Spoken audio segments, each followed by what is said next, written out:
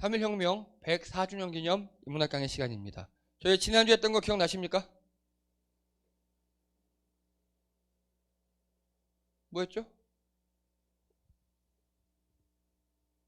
네? 갑자기 생각이 안 나셔요? 예. 똥 뿌리는 얘기죠. 그죠? 예. 똥 뿌리는 얘기. 그래서, 예. 부끄러움을 모르는 사람들. 예. 이야기 했었습니다. 오늘은요, 고구마 지수 1. 고구마 별로 없어요. 예. 재밌는 이야기. 그리고 잘 모르는 이야기. 우리가 알아야 할 이야기입니다. 자, 오늘은 노벨상 그리고 김대중입니다. 여러분, 김대중 전 대통령이 노벨상 받은 거 아십니까? 한 소리 알아? 예, 이게 교과서에서 없어요. 교과서에 없어요. 황당한 이야기죠.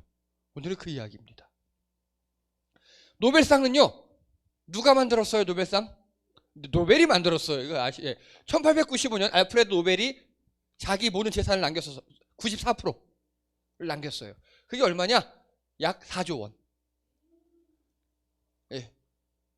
자, 노벨은 뭘 만들어서, 뭐 해서 이렇게 돈 벌었어요? 예, 정답입니다. 다이나마이트를 만든 게 노벨이에요. 엄청나게 팔렸죠. 1차 세계대전에 그걸로 사람들이 많이 죽었어요. 너무 가슴 아파했어요. 그래서 그 번 돈으로 노벨상을 만들고 인류 발전에 기여한 사람들에게 상을 주십시오. 그리고 특히 노벨 평화상도 만들었어요. 그게 노벨상입니다.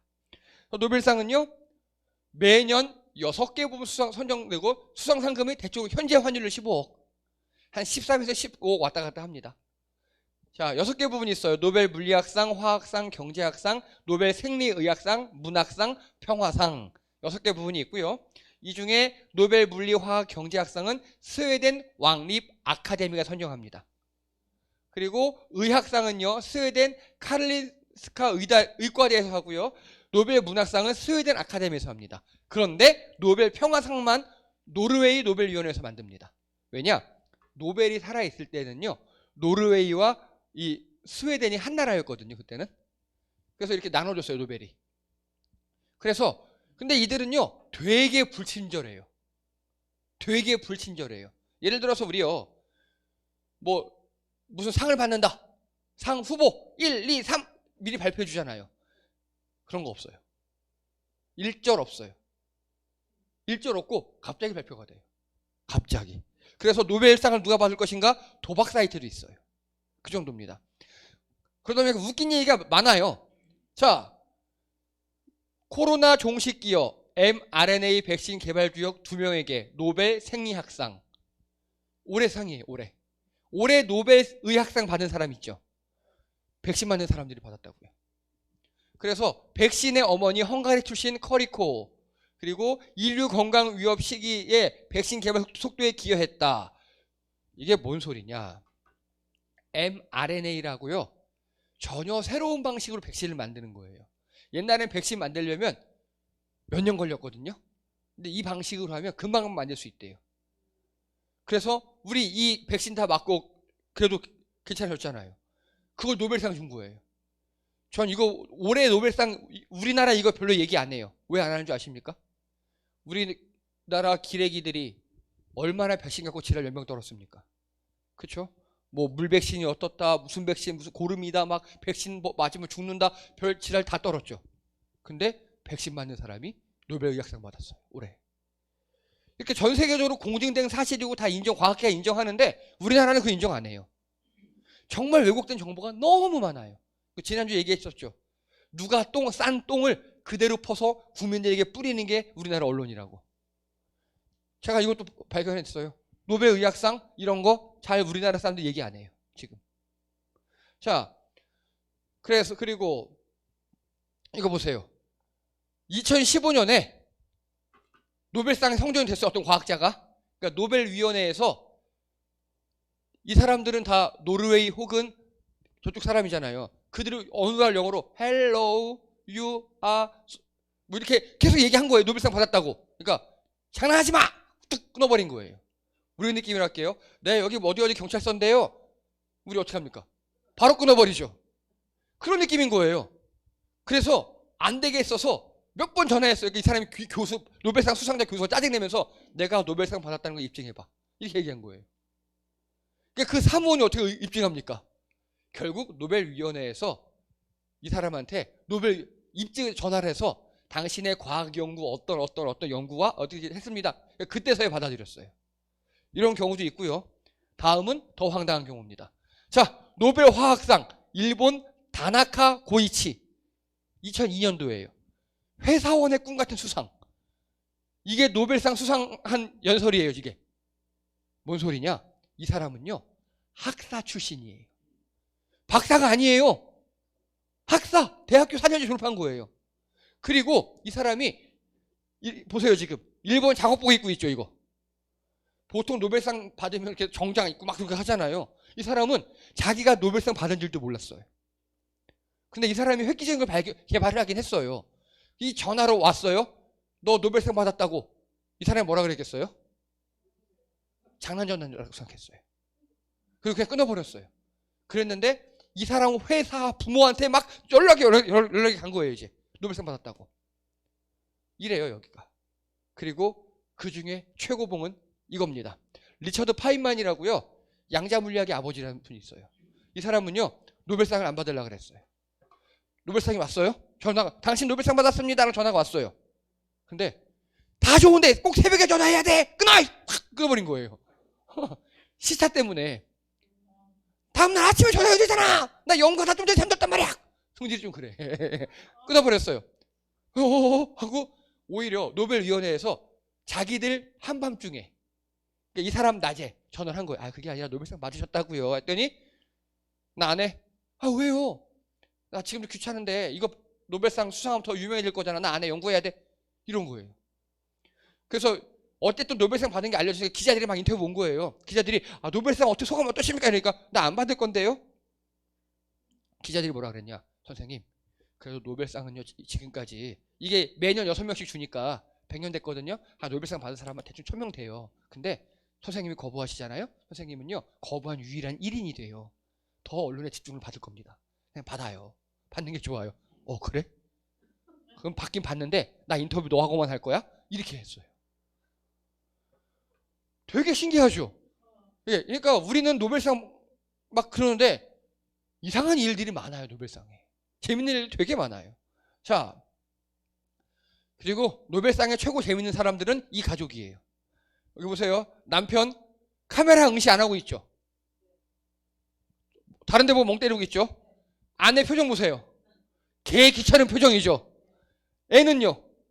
똑같아요. 그렇죠? 넌 뭔데? 이러고 있죠? 혹시 이 사람들이 누군지 아십니까? 다 아시는 분이에요. 아니요. 노벨 아니에요. 누구냐? 마리 퀴리, 피에르 퀴리. 퀴리 부인. 예.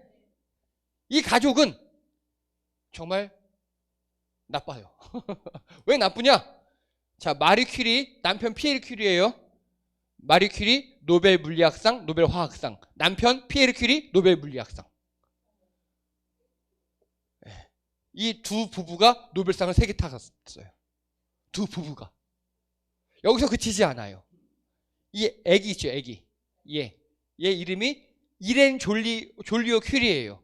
나중에 노벨 화학상. 그냥 이 집안은 노벨상쯤은 받아야 되는 집안이에요. 여기서도 끝나지 않아요. 자, 마리 퀴리가 더 뛰어났어요, 과학적으로. 이 마리 퀴리의 제자가 한 명 있었어요. 이렇게 생겼어요. 나중에 이 제자는요, 이렌 졸리오 퀴리가 커서 둘이 결혼해요. 즉 마리 퀴리의 사위죠. 사위. 이 사람은, 이 남자는. 이 사람은요, 프레데리크 졸리오 퀴리예요.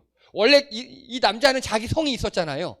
근데 이 우리 스승님 마리 퀴리를 너무 존경해서 그 스승의 성을 따요. 그리고 이 사람도 노벨 화학상. 이 4명의 일가족이 노벨상을 5개 가져갔어요. 나쁜 놈들이에요. 자, 질문 드립니다. 우리나라 노벨상 몇 개 있을까요? 김대중 대통령이 유일합니다. 하나요. 과학 분야 우리나라는 없어요. 아예 없어요, 과학 분야가. 평화상 하나. 자, 그러면요, 우리나라와 노벨상. 이 사람이 찰스 존 피터슨이라는 사람이, 갑자기 왜? 제가 노벨위원회 기록을 보니까 이 노벨상은요, 왜 국적은 여러분 수시로 바뀔 수도 있죠. 국적을 중시하지 않아요. 어디서 태어났는가만 기록해요. 근데 이 사람이요, 1904년 대한제국 부산 출신이에요. 예, 일본계 미국인이에요. 뭐 아빠는 미국인, 엄마 일본, 이런 느낌에. 그래서 아빠 따라서 우리 대한제국에서 출생했어요. 근데 나중에 이 사람이 노벨 화학상을 수상해요. 그래서 우리나라와 관련된 최초의 노벨상 수상자로 기록되어 있어요. 노벨위원회 기록에. 근데 이 사람은 8살 때 다시 미국으로 돌아갔기 때문에 우리나라랑 1도 관련이 없어요. 그냥 우연이에요, 우연. 진짜 최초의 노벨상은 바로 김대중 전 대통령이에요. 노벨 평화상을 수상하셨습니다. 그러면요, 우리나라는요, 이거 거의 몰라요. 지금 좀 연식이 되신 분들은 아시는데 요즘 20, 30대 거의 몰라요. 교과서에 안 가르쳐요. 자, 이분이 왜 받았느냐? 1987년부터 무려 14번이나 노벨 평화상 후보로 올랐어요. 무려 14번이나. 여러분, 노벨 평화상 후보로 오르려면요, 간단해요. 어느 나라든 국회의원이 추천하면 후보에 올라요. 그런데 그게 난립을 하니까 최근에는 노르웨이와 이 나라들이 있죠, 아까. 그 나라에서만 추천하게 돼 있어요. 심지어 전두환도 노벨 평화상 후보 중에 한 명이었어요. 우리나라 국회의원 추천해가지고. 예, 그래요. 네. 그런데 김대중 전 대통령님은요, 무려 14번이나 후보에 올랐었어요. 그만큼 유명하신 분이고요. 한국과 동아시아 전반의 민주주의, 인권 신장, 노력, 이렇게 표현되어 있어요.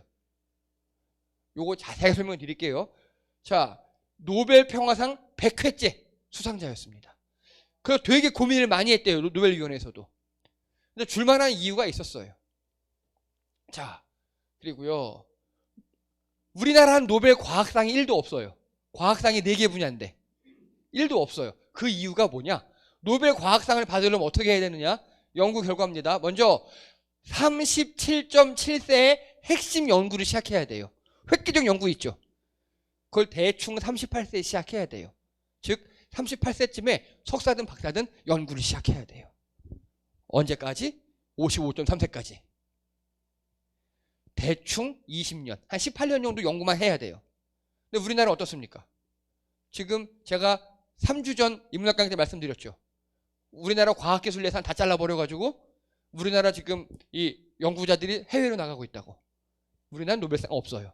이런 궤도 때문에 이렇게 돼서. 그리고요, 69.1세에 노벨 과학상을 수상합니다. 즉 37세부터 69세까지 30년 이상 연구하고 강의하고 이러면 노벨상을 받을 수 있다고요. 그리고요, 노벨상 받은 사람들 평균을 내봤더니 동료에 비해서 5배 많은 논문을 내야 돼요. 우리나라는 안 돼요. 우리나라에서 이렇게 할 수가 없어요. 그리고요, 피인용수 30에서 50배. 여러분, 피인용이라 그래가지고요, 예를 들어 제가 아주 멋진 정말 새로운 논문을 딱 썼어요. 그러면 다른 사람이 논문 쓸 때 제 걸 인용해 가겠죠. 이걸 피인용이라 그래요.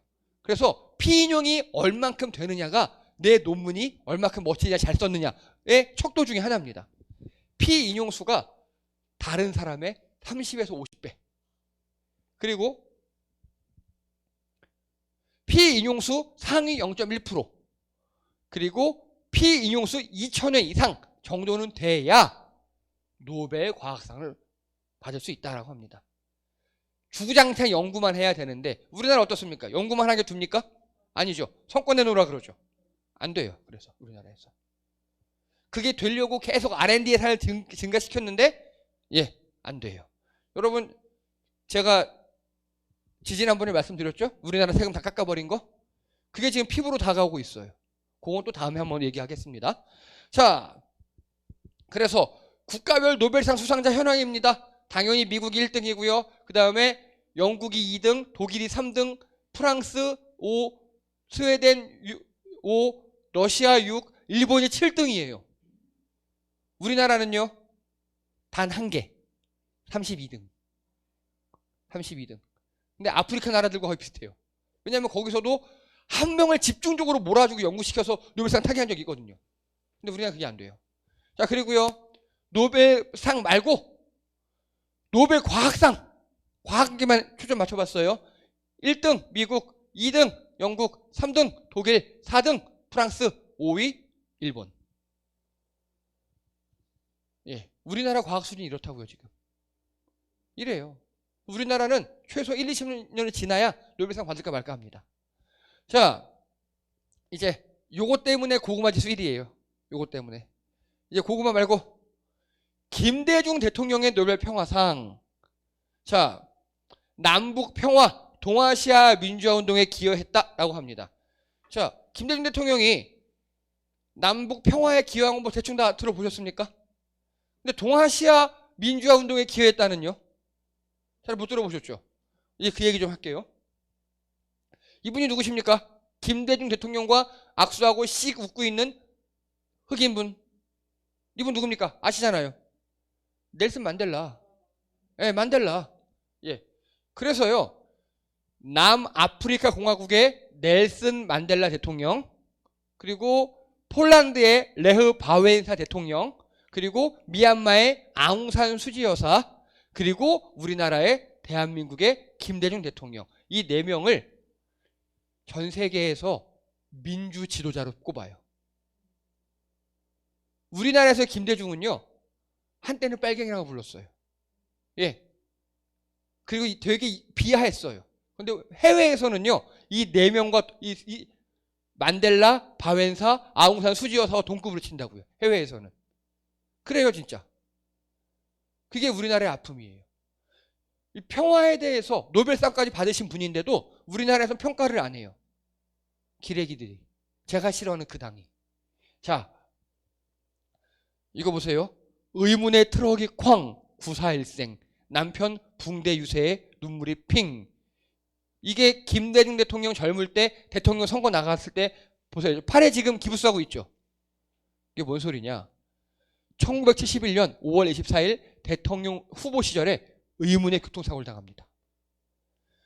비서와 이렇게 보좌관과 차를 타고 가고 있는데 의문의 트럭에서 치워버린 거예요. 비서가 죽고 보좌관이 다치고 김대중 대통령 본인도 이때 다리 불구가 되고. 근데 그 의문의 트럭은 알고 봤더니 그 당시 그 나쁜 당 국회의원 회사 소속이었어요. 어떤 말씀인지 대충 이해가 되시죠? 예. 그래서 현재 공식적으로는 의문의 교통사고예요. 공식적으로는. 이런 일을 당하셨습니다. 왜냐? 박정희가 3선했잖아요. 가장 위협적인 후보가 김대중 대통령이었거든요. 여기서 그치지 않아요. 이후에 어떤 일이 발생하느냐.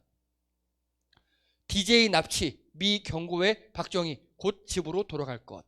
자, 김대중 대통령 이거 보세요. 입술도 터져 있고 되게 피곤해 보이고 막 손과 발이 터져 있고 이러죠. 73년 8월 8일 중앙정보부가 김대중 대통령을 납치해서 죽일 뻔했어요. 김대중 대통령이 이 교통사고 당한 다음에 일본으로 치료하러 갔어요. 근데 우리나라 중앙정보부가 일본의 어느 한 호텔에서 당시 김대중을 납치해서 태평양 한가운데 배로 끌고 간 거예요. 거기서 고문하고 빠뜨려 죽이려고 그랬어요. 그거를 CIA가 미국이 알고 구해냅니다. 박정희에게 경고했어요. 빨리 풀어주라고. 안 그랬다 가만 안 두겠다고. 그랬더니 박정희가 곧 집으로 돌아갈 것이다 라고 이야기합니다. 김대중 전 대통령은요, 우리나라 중앙정보부에 납치가 됐던 분이에요. 이 사실 알고 있으셨습니까? 좀 들어보셨죠? 여기서 끝나지 않습니다. 이거 보십시오. 감옥에서 지금 머리 깎고 계시죠, 지금? 감옥에서 머리 깎고 있어요. 이게 뭐냐? 1980년 5월 17일 전두환 내란 음모라고, 내란을 김대중 씨가 내란을 음모하고 있다고 전두환이 가둬버린 거예요. 80년 5월 17일 날. 이것 때문에 5.18 광주운동이 생긴 겁니다. 이것 때문에. 이해되시죠? 이때도 죽을 뻔했어요. 사형 선고 받았어요. 사형 선고 받았는데 이 당시 미국 대통령, 이 당시 교황, 독일 전 세계 언론과 전 세계 정부에서 압박을 합니다. 그 사람 죽였다가 가만히 안 있겠다고. 그래서 어떻게 됐느냐? 무기징역으로 감형이 돼요. 그리고 그 다음에 전두환이 김대중 대통령을 미국으로 망명시켜버려요. 미국을 가 계셨어요. 그리고 이 세 가지 사건 외에도 고문, 납치, 또 옥고 엄청 많이 치르셨어요. 지금 보세요. 71년 교통사고, 중앙정보부 납치 살인 미수는 박정희와 대립한 거죠. 여긴 전두환과 대립했죠. 이렇게 독재자들과 계속 목숨을 위험에 있음에도 불구하고 싸웠어요. 이 공로를 인정받은 겁니다. 독재자들과. 그런데 우리 어떻습니까? 김대중 전 대통령은 한동안 빨갱이라 불렀어요. 한동안. 비하해요. 자, 그리고요. 99년 제7차 에이펙 회의에서 동티모르 학살 예방 및 평화협정 기여. 들어보셨습니까 이거? 안 배워서 몰라요 우리가. 이게 뭔 소리냐. 여러분 에이펙이라고요. 아시아 태평양 경제개발 회의라는 게 있어요. 그래서 이게 그 사진이에요. 여기 보면 이 사람 누굽니까? 빌 클린턴. 당시 미국 대통령. 그리고 여기 김대중 대통령 보이시죠? 여기 일본 그 당시 누구 이렇게 셋이 모이고 여기 또 왜 호주, 필리핀 등등 이 아시아 태평양 지역의 대통령들이 다 모여서 회의를 했어요. 그런데 여러분 이렇게 정상회담에서 의제 있죠. 의제는 사전에 조율되는 거 아십니까 혹시? 사전에 다 조율이 되고 결론까지 다 나요. 여기서 그냥 사진 찍고 도장 찍으러 가는 거예요. 그런데 이때 김대중 대통령 시절에 이때 우리나라 국정원이 이 일을 잘했어요. 어떤 첩보를 하나 얻어오느냐.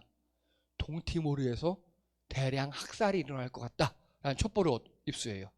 자, 여기 보세요. 인도네시아 제일 끝에 그리고 오스트레일리아 위에 여기가 동티모르예요. 그래서 이 섬에 이 티모르 섬에 반은 인도네시아고 동쪽은 동티모르예요.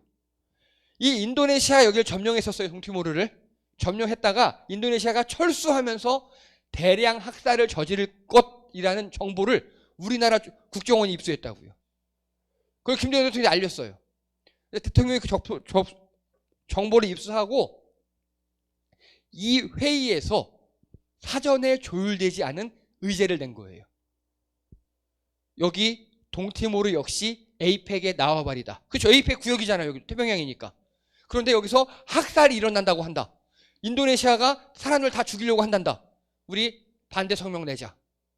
라고 주장을 해요. 줄기차게 외쳐요.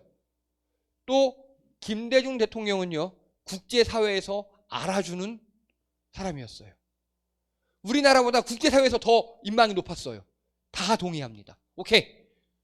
인도네시아 니네 동티모르에 학살하지 마. 그냥 빠져.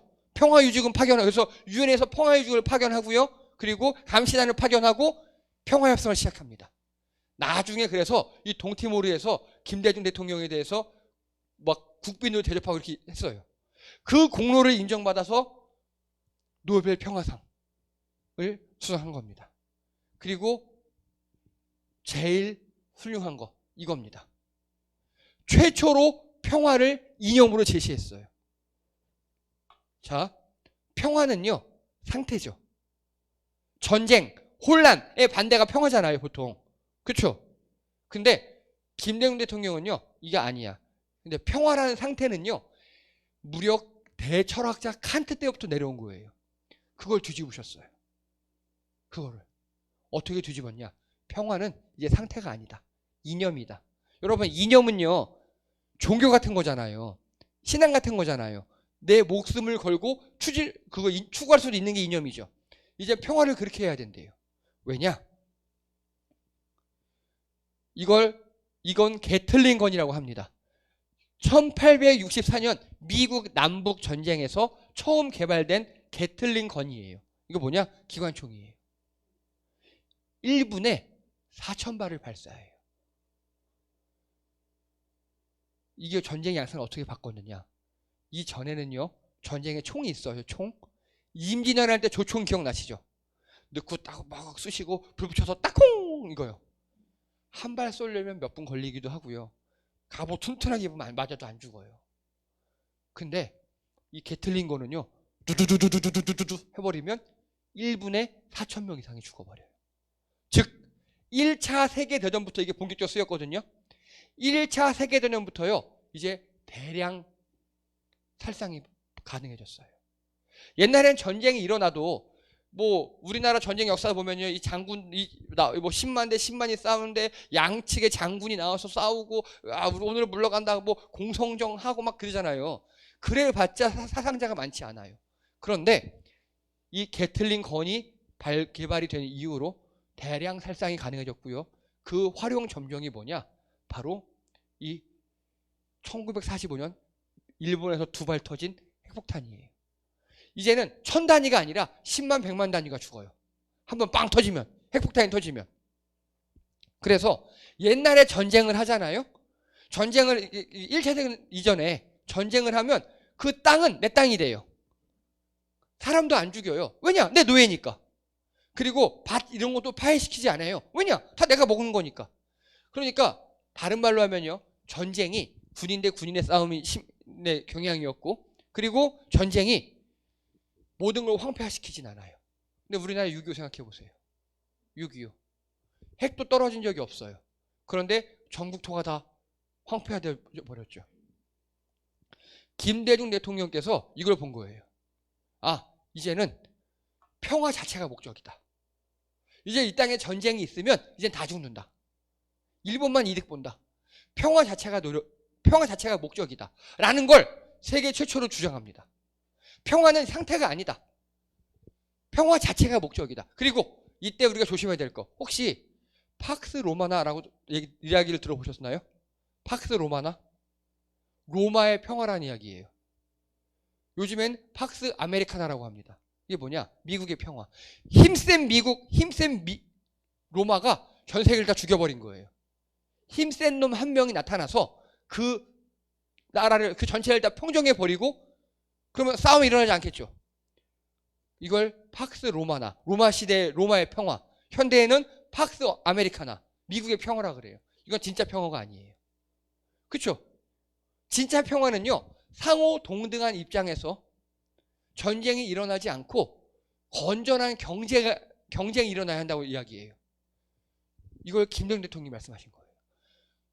이런 힘에 의한 평화 말고 서로 존중하는 평화. 그게 목적이 되어야 한다. 그래서 우리나라 평화 통일이라고 하죠.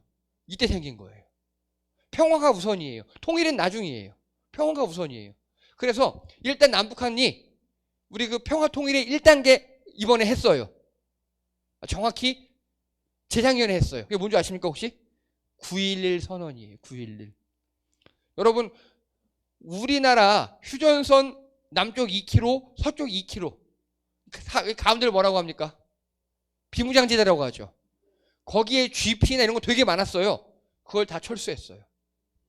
왜냐? 작은 국지전 하나가 지금 만약에 병사들끼리 따콩따콩 총 쏴다가 기관총 쏘고 미사일 쏘고 그러면 큰일 나니까 그렇게 안전지대를 뒀어요.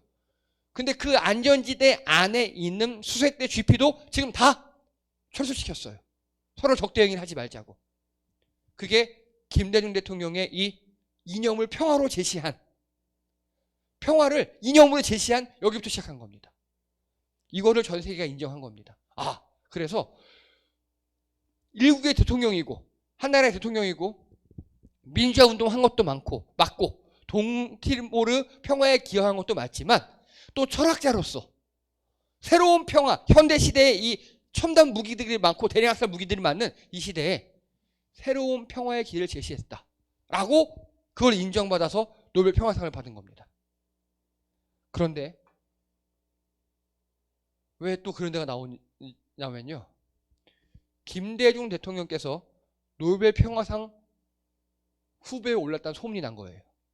원래 그거 발표 안 해요. 근데 소문이 났어요. 우리나라에서 로비가 들어갔습니다. 어떤 로비일까요? 하지 말라고요. 웃기는 일이죠. 그 당시 노벨위원회에서 언론에 얘기를 했어요. 내가 노벨위원회에 지금 몇십 년 동안 있었는데 솔직히 여러 로비를 받아봤다 그래요. 하겠죠 당연히. 여러분 우리나라에서도 뭐 누가 노벨상 받는다 그러면 다 광클릭해 이러 할 거 아니에요 우리 다. 근데 거꾸로 전화가 온대요 노벨위원회로. 김대중 주면 안 된다고.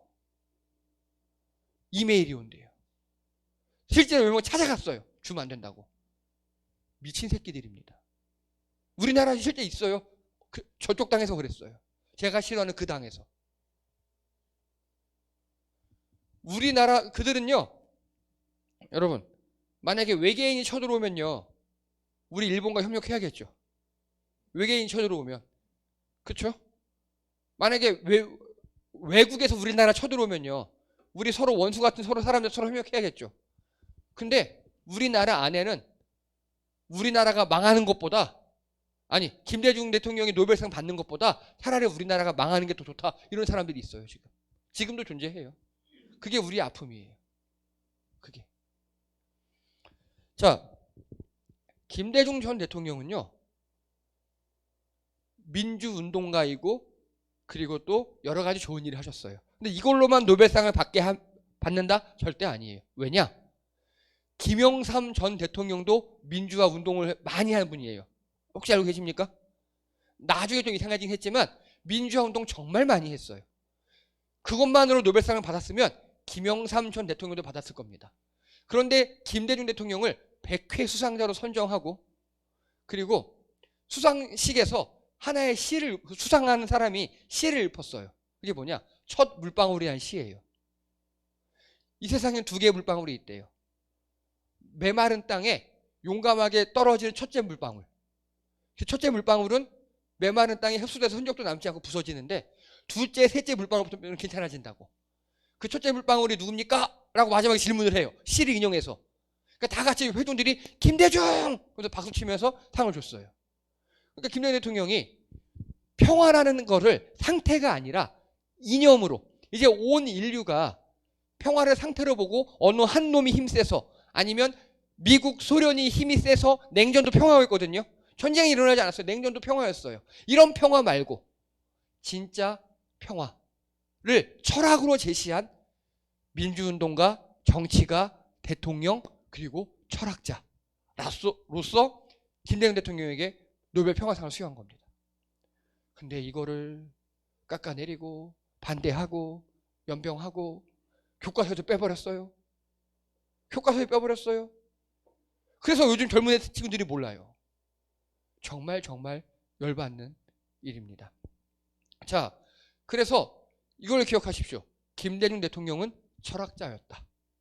평화를 이념으로 주창한 세계 최초의 분이셨고 그 공로로 지금 우리가 여기까지 온 거예요. 우리나라가 평화롭게 이렇게. 그 노무현 대통령이나 김대중 대통령, 그 문재인 대통령은 그걸 정확히 이해했어요. 그래서 통일이 우선이 아니라 평화가 우선이었어요. 평화가. 근데 지금 대통령 어떻습니까? 또 싸우려고 그러죠. 전쟁을 일으키려고 그러죠. 예. 그 얘기하면 고구마 지수 별 2개로 올라가야 돼서 여기서 마치겠습니다. 수고하셨습니다.